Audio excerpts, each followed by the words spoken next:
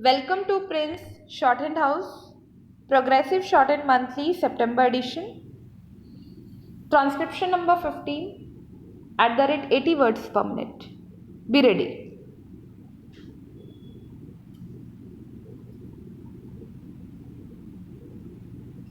Start. The planning process is as it should be under constant review, and we must not feel shy of initiating new approaches to planning perspectives.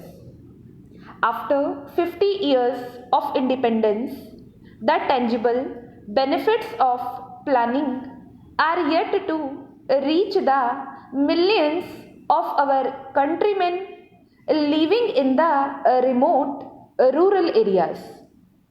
The quality of life presently available to the economically weaker and vulnerable sections of our society, among whom are the scheduled castes and scheduled tribes, needs to be improved without delay.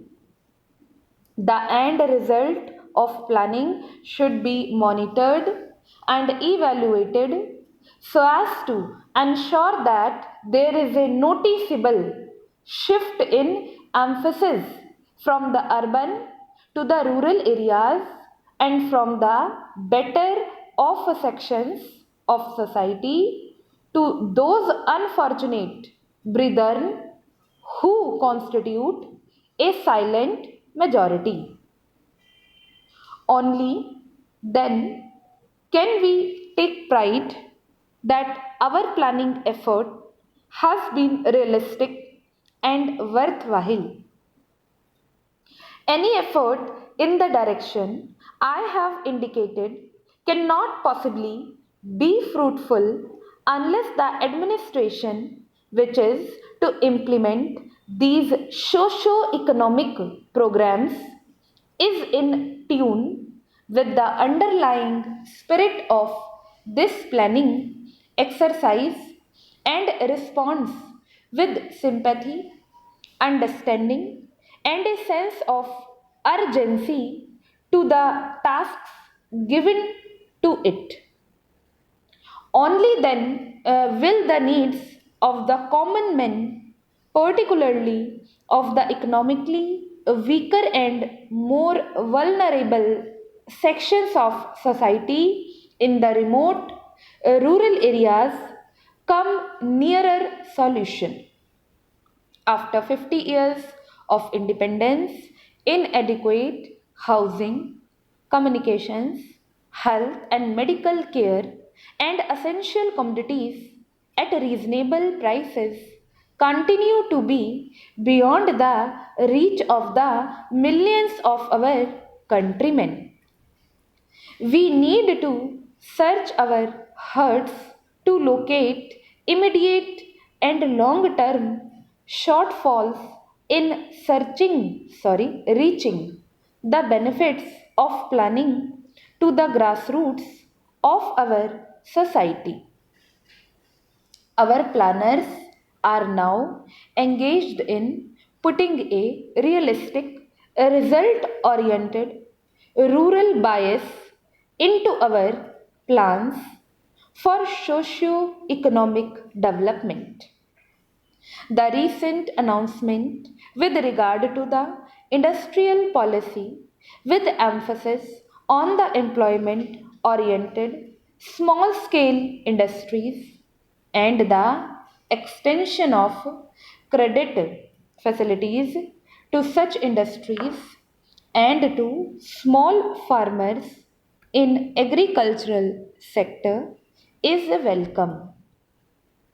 This is an area where the governors of states could use their good offices at all levels to advise, encourage, and caution those engaged in this gigantic nation building exercise.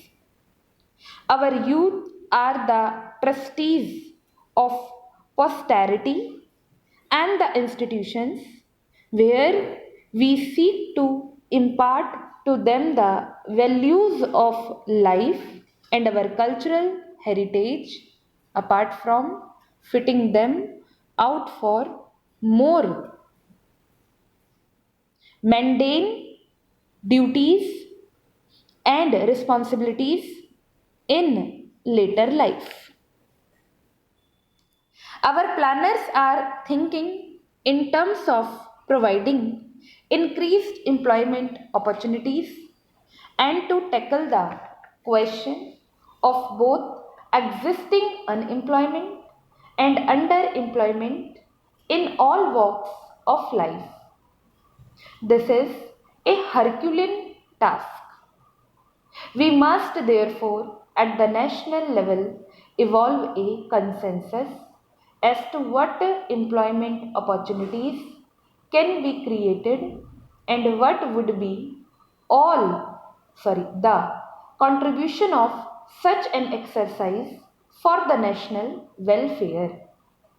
Only thus can we hope to eliminate the growing discontent in the younger generation who are slowly getting disenchanted with their prospects for the future. I have every hope that we in this country will go in for mass programs of self employment so that our youth will learn to seek opportunities for gainful self employment and thus relieve the pressure of traditional occupations like government service, etc. Our resources are not unlimited, and it is necessary for us to implement urgently a program of austerity and economy wherever possible, eliminate wasteful expenditure, and thus ensure that the maximum benefit is derived out of every rupee of revenue earned. There are, of course, traditionally prescribed methods and practices for dealing with these problems, but in all such matters which ultimately tend to become routine and mechanical, example is better than precept, and there needs to be an awakening of individual conscience if at all we are to achieve the highest standards of moral rectitude and honesty in national life. I have been concerned for some time with our inability to control the price line, even in respect of essential commodities, without which life for the common man can become an unbearable burden. Apart from punitive action, it is necessary to enlist the goodwill and cooperation of all sections of society and all those engaged in the production and distribution process to ensure that there is not only the fear of law but also moral restraint, which places an obligation on all those of us who can help to reduce the scarcity of essential commodities and control their prices. I would particularly refer to lavish expenditure and show of extravagance among certain sections of our society, which, in the circumstances of today, have no place in our way of life. The family planning program has unfortunately, in the recent past, acquired a poor reputation not because the program is in itself objectionable but because some of the methods adopted to force the pace have been unethical. Our population growth is, to say that, the least alarming, and try as we may, our resources cannot match this increasing pressure of population unless we consciously recognize individually and severally the need to restrict our population growth, which will destroy us. Stop.